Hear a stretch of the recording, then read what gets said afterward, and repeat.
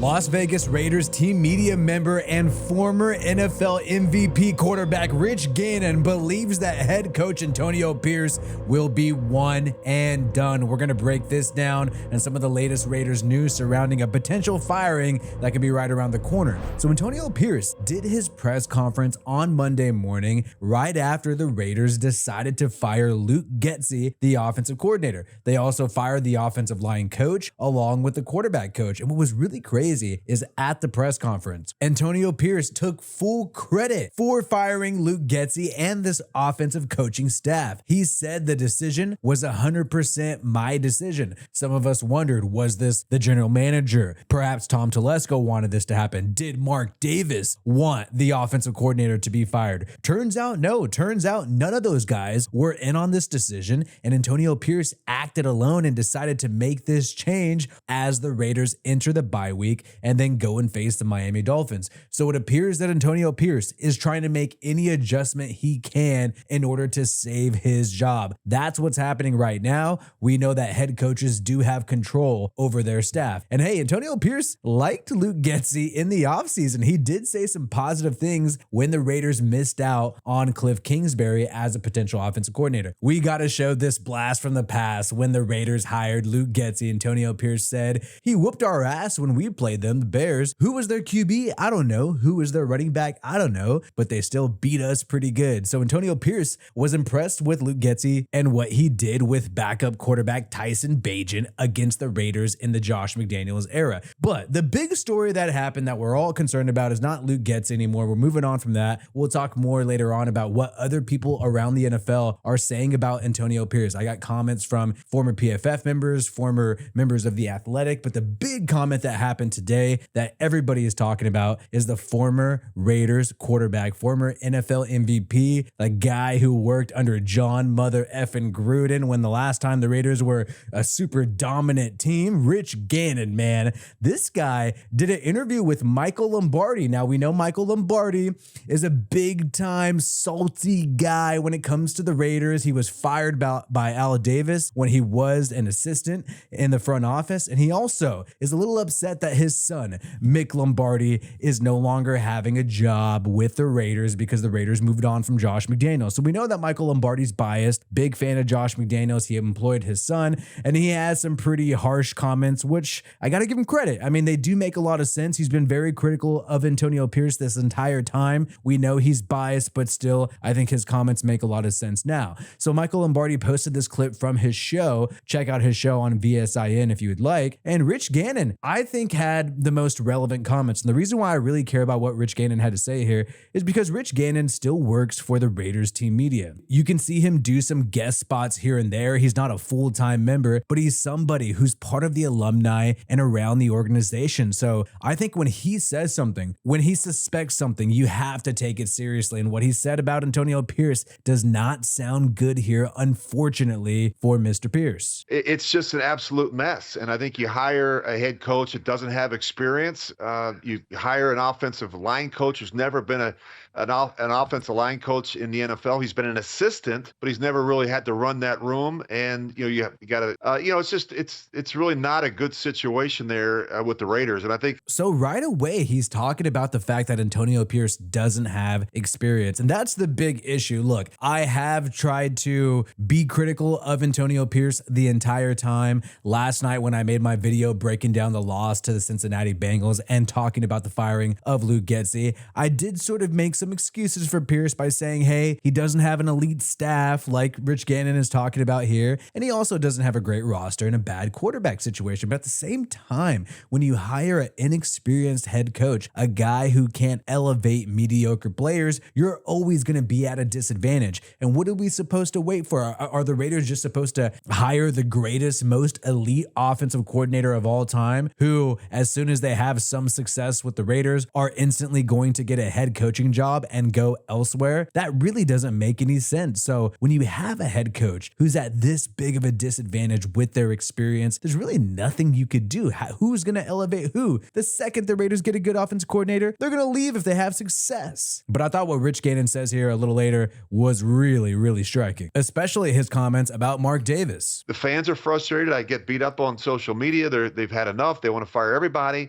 at some point, you have to look at the whole operation. I'm hoping that that's what's going to happen at the end of the season. I can't imagine that Antonio Pierce will be back next year, but it's I don't know who he's listening to. That's the other thing, right? Like Mark has had a lot of people in his ears over the years. I don't know who he's listening to and if he's getting the right advice. So big comment there. I think you have to look at the whole operation, the whole organization, and Rich Gannon saying that he does not think that Antonio Pierce is going to be back next year. Season, I can't imagine that Antonio Pierce will be back next year, but that's a huge statement coming from somebody like Rich Gannon. And I think Antonio Pierce kind of knows this. That's why he's making these aggressive moves to get rid of Luke Getsy, to get rid of the quarterback coach, to get rid of the offensive line coach, because I think he kind of knows what the deal is. We know by all accounts, according to The Athletic, he has a 2-year contract. So he probably knew that he was a bridge coach anyways. And once you see the Raiders trading away players like Davante Adams, even if Davante Adams requests a trade, you got to make it work with a player of that caliber. And the fact that Davante Adams knew that was on the table just shows that maybe the players and a lot of people in the building know that it's a rebuild year, know that it's a reshuffling year. But what was even funnier though is the salty Michael Lombardi, who's upset about the fact that his son Mick Lombardi pretty much got fired along with Josh McDaniels. He made some roasty comments about Antonio Pierce, and we've done this before. We all laugh about the cigars and the confidence that Antonio Pierce had, the cockiness that is all coming back to sort of haunt him here. And Michael Lombardi had his fun. And so they went for a kinder, gentler program with Antonio because he was, quote unquote, a player's coach. So you fired McDaniels. And look, I'm not defending Josh. He made a lot of mistakes there, but he was trying to hold people accountable.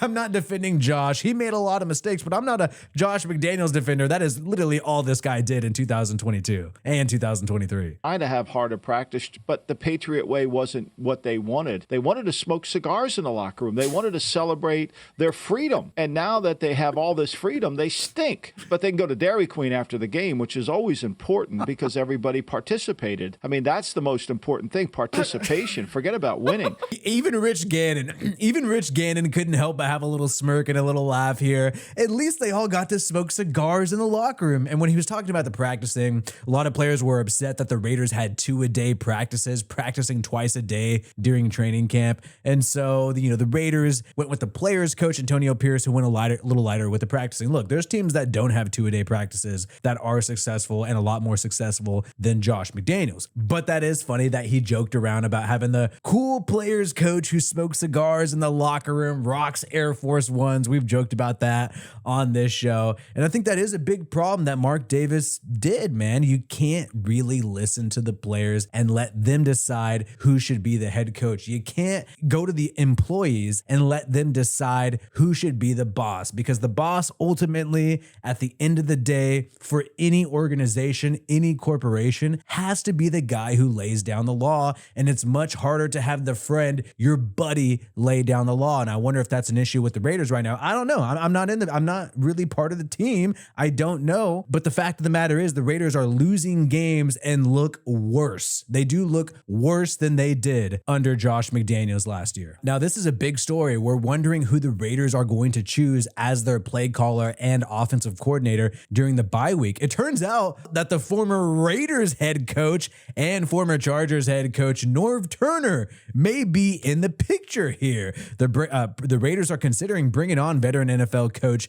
Norv Turner in some role with the offense. Scott Turner, who is on the coaching staff right now as a passing game coordinator, is considered to maybe be the offensive coordinator, filling in for Luke Getsy now that he's been fired. I don't know if that's going to solve anything. Antonio Pierce is looking for any solution that he could find because he has to win games to keep his job next year. We're going to talk about some head coaching candidates who could be in the picture coming into next year. And look, there's some criticism happening for Antonio Pierce. It's unavoidable. You have former PFF analyst now on Check the Mic, Sam Monson, saying that he's mocking the Raiders here, saying the Raiders have identified the problem. And it turns out it was everybody except Antonio Pierce. Don't worry, they got it fixed now. So clearly joking about the fact that Antonio Pierce thinks that at firing these 3 random guys who essentially he helped hire in the offseason, if he's in control of his coaching staff, is going to solve all the problems on the offensive side of the football. I don't know. Antonio Pierce, when he was asked about Luke Getsy, saying it was his decision,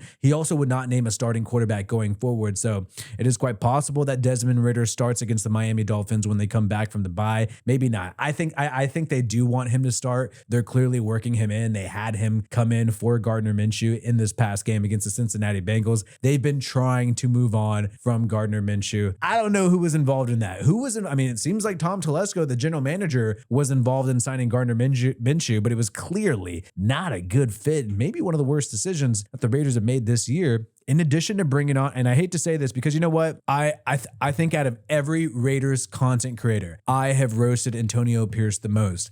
I have been down on the guy the most because I just look at the facts and just state my opinion, right? But I do feel bad ripping into him in this moment when things are going downhill because, like I said before, it is a tough situation. I don't know if he was pounding the table for Gardner Minshew. Probably not. And if that's the guy who was set up to be the starting quarterback for us this season, obviously there's almost nothing Pierce could do to solve this situation. At the same time, like I mentioned at the top of the video, the fact that he is not an experienced head coach just puts us at a disadvantage year in and year out. How can the Raiders compete when they don't have a head coach who can elevate mediocre talent? And even if we do hire the next Ben Johnson, the next elite offensive coordinator, the second that guy has success, he's going to be named as a head coaching candidate. We'll get into those head coaching candidates in a little bit, but you have Ted Wynn, who works for The Athletic, talking about Antonio Pierce and giving a report card grade. And I actually think this was a pretty good assessment of Pierce, because if you're not going to be the guru, if you're not going to be a Sean Payton, a John Gruden who runs the offense, an Andy Reid who essentially runs the offense, you got to be the great CEO. You got to be the great manager. In terms of game management, we've seen a lot of blunders by Antonio Pierce this year. The guy needs some help, and so Ted Wynn gave him an F. When it comes to hiring coaching talent, which seems like he's heavily involved in hiring coaching talent. Yes, he was not able to get Cliff Kingsbury, but he was able to fire Luke Getsy. He said it was 100% his decision, so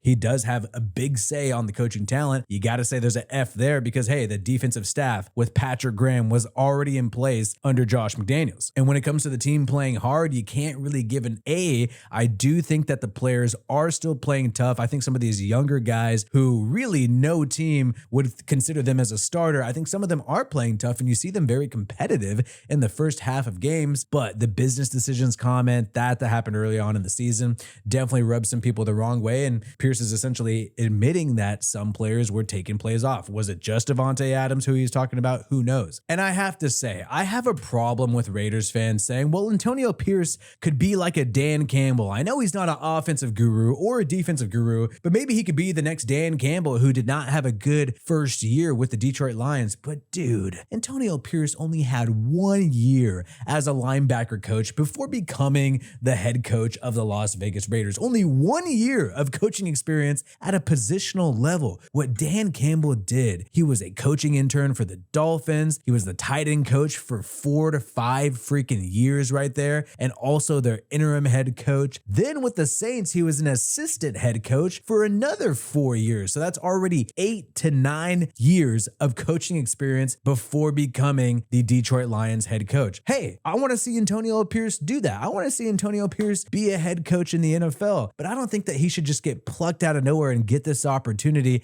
after 1 year of coaching as a positional coach. And I think it's unfair that the Raiders, and I don't know who was totally involved in making Antonio Pierce the interim head coach and the full-time head coach. Maybe it was Mark Davis, probably Mark Davis. I think that's kind of unfair to put that much pressure on a guy for only having 1 year of experience. Antonio Pierce should do what a lot of these guys do and be in the league for 9 years, just like Dan Campbell, and work his way up and be prepared for the job. That way he has a great head coaching record. That would be the best ideal scenario. And I don't know if he would want that. Obviously, you're going to want to take any promotion that you can possibly get, but I think he was always set up to fail, not only because of the coaching hiring in terms of the offensive staff or the quarterback position and some of the roster decisions, but just in general set up to fail because he just doesn't have the experience coaching at an NFL level. Dan Campbell is a former NFL player, but that's only going to get you so much before becoming a head coach. And when it comes to head coaches that the Raiders could could look towards if you got people like Rich Gannon believing it's going to happen, believing they're going to fire somebody at the end of the year. Because I also personally don't believe they're going to fire Antonio Pierce in the middle of the season. That wouldn't make any sense. Who's going to be the interim head coach? There's really no point in stirring up that drama, but they'll probably go and look at some of their options, and as they should in the offseason. You got Aaron Glenn, defensive coordinator of the Detroit Lions. He's a hot commodity who could be somebody that the Raiders consider. Obviously, Bill Belichick is always going to be mentioned, but I think after the Raiders already did the Patriot way with Josh McDaniels, I don't think they would go with the older Bill Belichick. And with his age, how long is he really going to be in the NFL and be coaching as a head coach? And does Bill Belichick really want to rebuild a roster, which is essentially what you're going to have to do with the Raiders, aside from some key positions on the defensive side of the football, especially when it comes to Max Crosby. And also another Detroit Lion, Ben Johnson, we mentioned him earlier, one of the top offensive coordinators in the NFL. He's the top head coaching candidate. Could the Raiders plug him away? He essentially rejected the Commanders' job and the Panthers' job over these past few years. He's turned down opportunities. So if he's rejecting the Panthers and Commanders, will he reject the Raiders? Will he want to go to maybe the Dallas Cowboys if they have an opening? We know the New Orleans Saints have an opening now. Mike Vrabel has been working as an assistant with the Cleveland Browns. Former Titans head coach had some success. He could be an option. He's one of the top candidates, along with Jesse Minter, defensive coordinator. Now, I don't know if the Raiders would likely keep Patrick Graham if they moved on from Antonio Pierce and tried to find a new head coach. Graham was hired under Josh McDaniels. I would think they would want to keep Patrick Graham because he has been very successful. So maybe it doesn't make sense to bring in a defensive-minded head coach. I would personally like to see the Raiders bring in an offensive-minded head coach. There's always John Gruden lurking in the background who's doing Gruden Loves Football right now. I mean, look, I cannot be alone in thinking that if we had the Raiders, John Gruden with even Gardner Minshew, I don't give a shit, with Gardner Minshew, we would be a better team right now. John Gruden, Patrick Graham, Gardner Minshew, or even Desmond freaking Ritter, doesn't matter. We would have more wins than we have right now. I know it's hard to predict that. I know it's hard to say that, but I just really, truly believe that. Let me know if you believe that in the comments below. But he's always available, even though he's dealing with the lawsuit in the background. Hopefully it gets wrapped up soon. You also have Joe Brady, offensive coordinator of the Buffalo Bills, as potentially an option, one of the top candidates when it comes to all the potential candidates for the 2025 hiring cycle. So a lot of options here, a lot of younger people that the Raiders could look to. Also, Ejiro Evero, defensive coordinator of the Carolina Panthers. If they do go defensive coach, that guy has actually had the Panthers performing at a high level despite the fact that they don't have the greatest roster. But unfortunately, it looks like it's going to be a tough road ahead. I honestly thought maybe the Raiders would stick with Antonio Pierce, see what he could do in year two if he was able to choose a rookie quarterback. Maybe they invest more in an offensive coordinator, but I think they're slowly learning, and I think this is a trend around the NFL, that offensive coordinators are too desirable as head coaching candidates, and it's too likely that they will get poached from other teams to be a head coach. You see this happen all around the league, and I think even if the Raiders hire the next Ben Johnson, that is essentially what will happen. So we'll find out what happens here. Is Rich Gannon right? Is this Antonio Pierce's last year? Will he be a one and done head coach? My name is Wi-Fi Willie. Peace out, and I hope you have a good one.